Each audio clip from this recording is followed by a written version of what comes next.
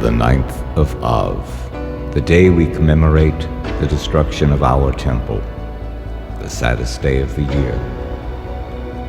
If any of us were given the opportunity to rebuild the temple, we would rush to do so.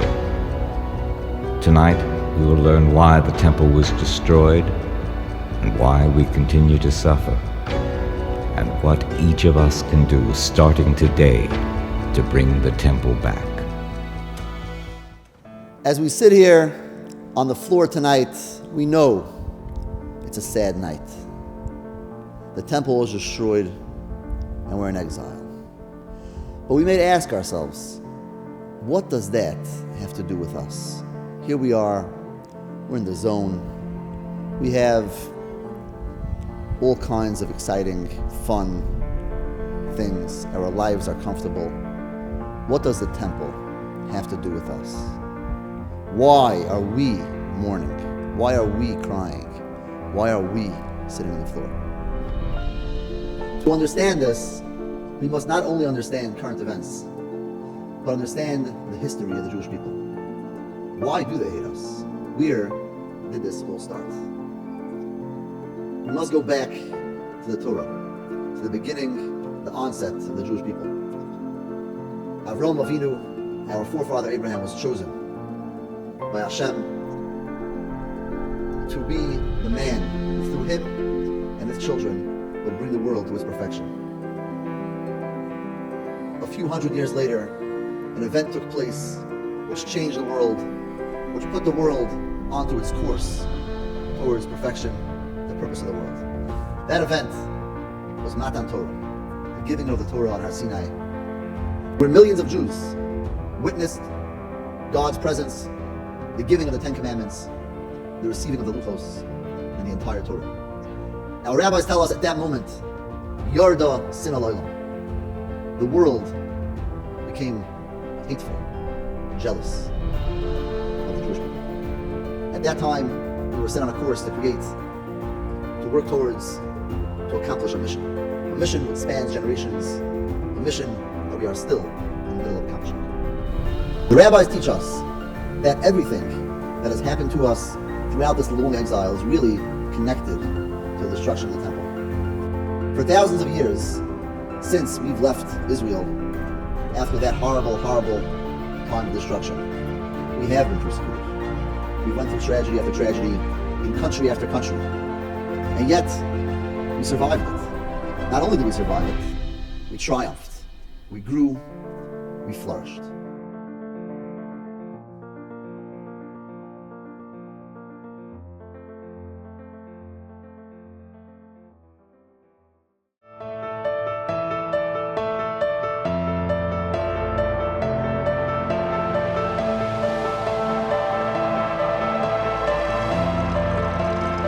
Throughout our history. 1428 BCE, the Egyptians enslaved us. 422 BCE, the first temple was destroyed and the Babylonians exiled us. 355 BCE, Haman and the Persians wanted to eradicate us. 312 BCE, the Greeks conquered us. 70 CE, the Romans destroyed the Second Temple, leaving Israel in ruins once again. 1096, the Crusades wreaked havoc on Jewish communities across Europe. 1492, the Spanish Inquisition set our nation aflame. 1648, once again, Jews were massacred across Europe. 1942, the Holocaust, Hitler's final solution, implemented. Until 1989, communism nearly destroyed generations of Russian Jewry.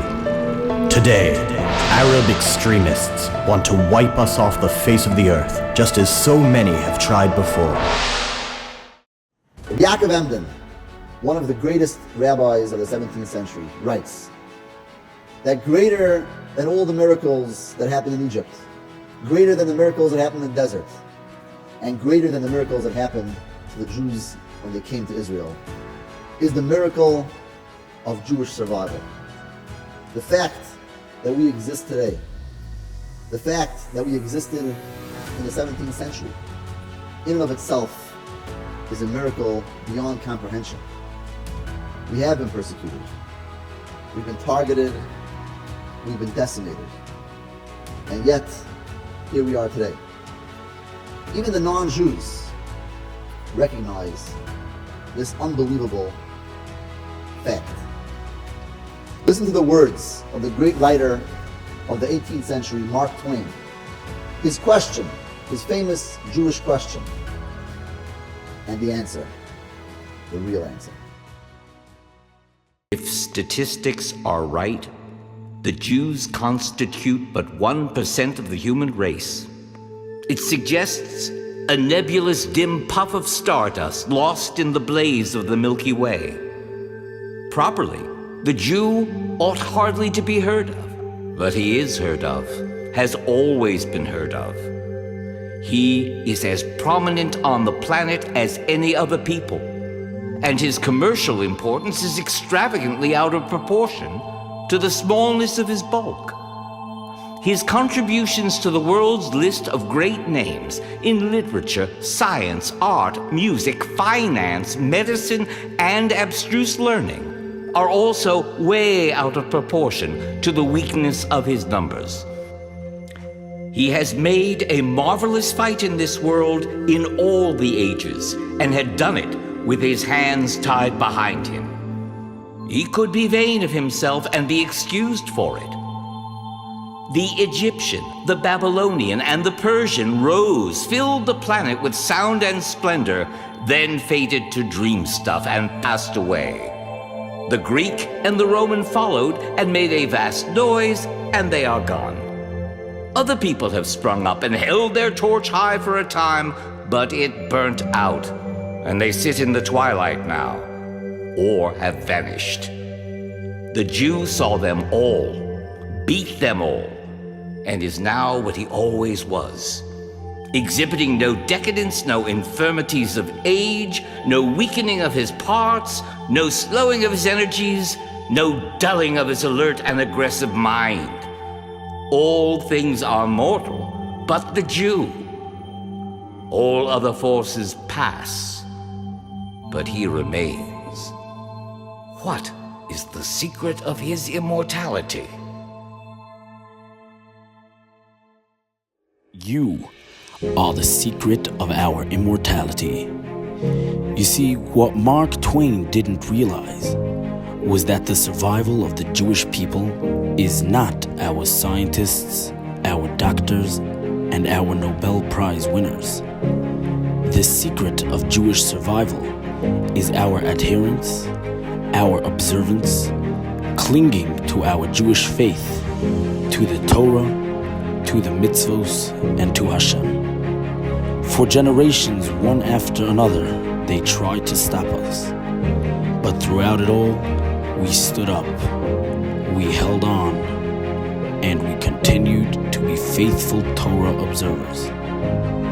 Not only did we hold on and survive, in fact, we flourished.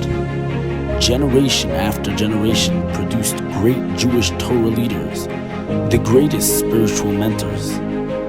The greatest yeshivos were produced in the most trying of times, with thousands of our best and brightest minds learning and becoming great Torah scholars and steadfast servants of Hashem. And till today, the Torah flourishes. Our yeshivos are growing and overflowing. Our great Torah scholars continue to guide us, to show us how to live and grow. That is the true secret of Jewish survival. Every time you keep Shabbos, you learn Torah, you do mitzvos, and you are faithful to Hashem, you are connecting to that secret. You are the story of Jewish immortality. A story is told in Germany in the early 1930s, before Hitler rose to power. He would travel around the country spewing his venomous hate. He would give speeches in many places. At one such speech that was given in a local pub in a small German town. There was one man in the audience that was listening to what Hitler was saying, and he kept having this smile on his face. At the end of the speech, Hitler came over to him and he said to him, "Did you find it funny what I was saying?" So he said, "I happen to be a Jew." So he spat in his face and he said, "Filthy Jew, do you not think it's true? Do you not think my threats are true?" The Jew said, "I do indeed believe that your threats are true, and I believe that you will carry them out. But the reason I'm smiling is because you're joining a long list of people that try doing exactly what you're trying to do. Some of them did more damage than others, but ultimately, none of them succeeded. You too will not succeed. And I'm smiling because I'm wondering which holiday we're gonna have after you." We are still waiting for our final redemption. We are still mourning. But indeed, Chazal do call this day a moed, a holiday. Perhaps this is a holiday that we celebrate our strength, a holiday that we celebrate despite everything we have been through. We are still here. We haven't forgotten your name. We still scream Shema Yisrael. We still remember you every single day. This is a celebration of strength, that we are still here, that we can still make a difference. And we beg you, Na'al Tishkachenu, don't forget us.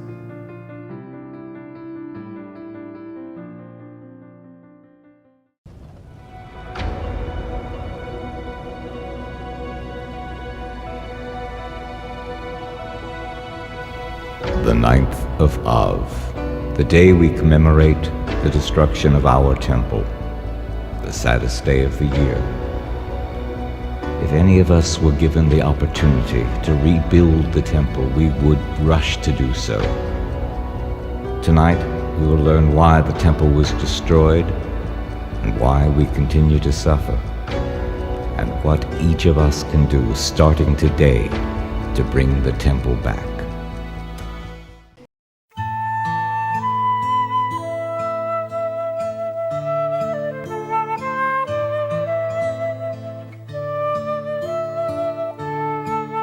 Policemen crossing into Israel, killing 2 Israeli soldiers. There is a developing hostage situation at a synagogue near Fort Worth, Texas. Anti-Semitism in America, haunting Jewish communities from coast to coast. More than 100 graves damaged or overturned at a Jewish cemetery in Philadelphia. A SWAT team enters, discovering a scene of unimaginable horror. And this centuries-old form of hate is sharply rising. People have to stop the hateness here. You feel unsafe? It's getting extreme and getting... 2,700 acts of assault, vandalism, and harassment against Jews.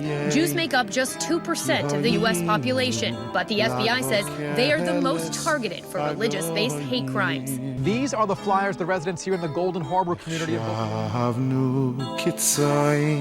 between Hamas and Gaza Strip and Israeli authorities. So we see an enormous spike in the anti-Semitism. 8-year-old Asher Menachem Paley became the 3rd fatality from the terrorist car ramming, dying in hospital on Saturday. He was buried Saturday night alongside his 6-year-old brother Yaakov Yisrael Paley, who died at the scene of the attack. Another fatality was Alter Shlomo Letterman, a 20-year-old yeshiva student who had married only 2 months before. He and his wife had been on their way to his parents' home for Shabbat. And here where terrorists drove his car straight into a bus loaded with people.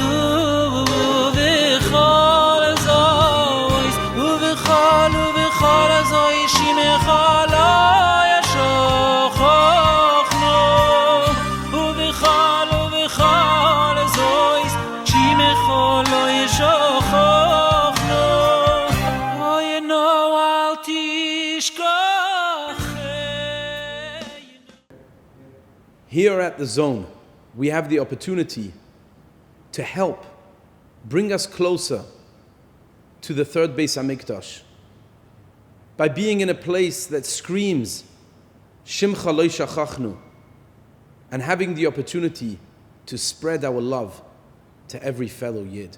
Please join me in singing the following song together.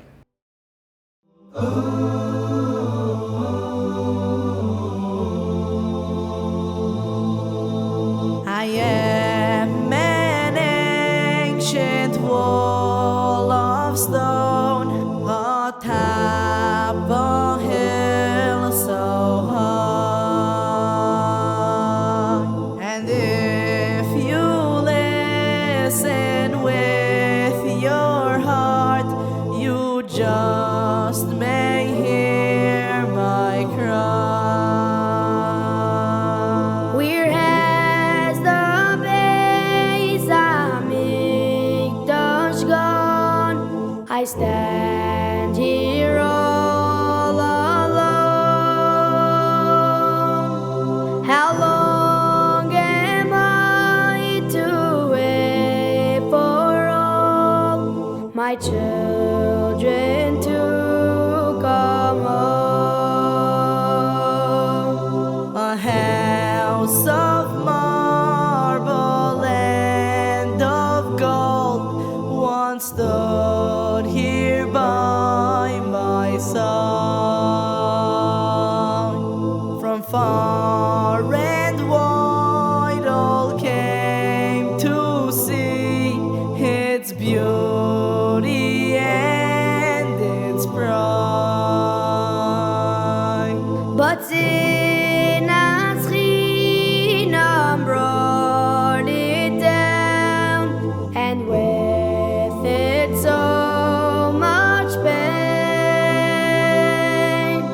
Now only Avas Yisrael can build it once again.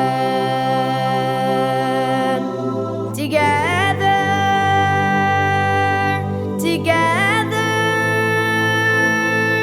we stood by our Sinai, my daughters and sons, forever, forever. We must stand together forever as one.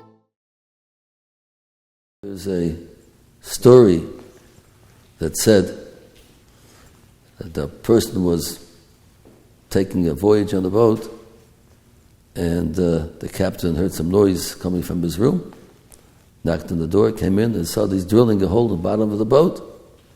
He said, "What are you doing? The boat's going to sink with the water coming in."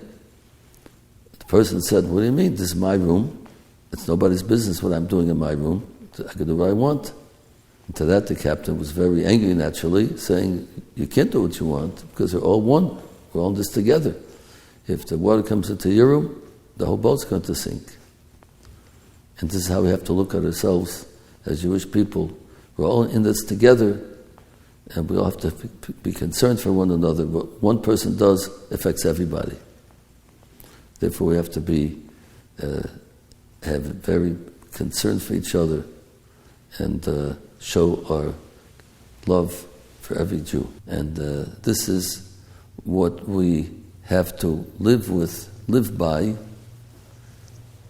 Here, for instance, all of the campers in this camp come from different backgrounds, different places, and we're put together in the same bunk, in the same room, and we have an opportunity to show our togetherness, our concern for the other person, not only in physical way, mundane ways, down-to-earth things, like helping them in different ways, teaching somebody how to swim, or teaching somebody how to play better, even though he might play against them for the next game, but showing that you have concern for them.